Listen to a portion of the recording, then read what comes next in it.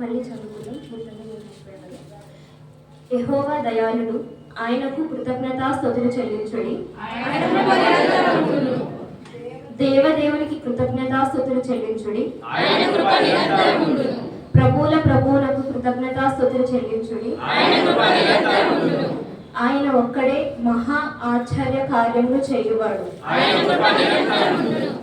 తన జ్ఞానము చేత ఆయన ఆకాశమును కలుగజేసెను. ఆయన భూమిని నీళ్ళ మీద పరచినవాడు. ఆయన గొప్ప జ్యోతులను నిర్మించినవాడు. పగటి నేనుటకు ఆయన సూర్యుడిని చేసెను. రాత్రి నేనుటకు ఆయన చంద్రుని నక్షత్రములను చేసెను. ఐగుప్తు దేశపు తొలిచూలును ఆయన హతము చేసెను.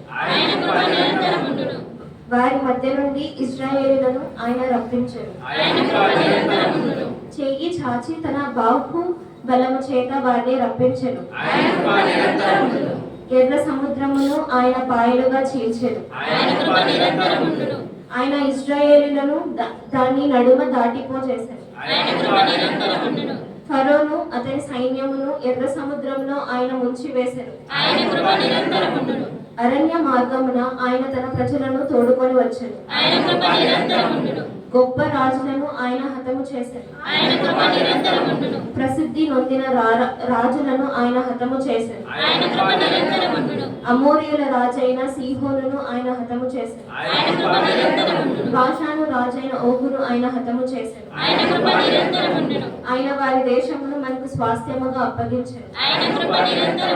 తన సేవకుడైన ఇశ్రాయేలునకు దాని స్వాస్థ్యముగా అప్పగించెను.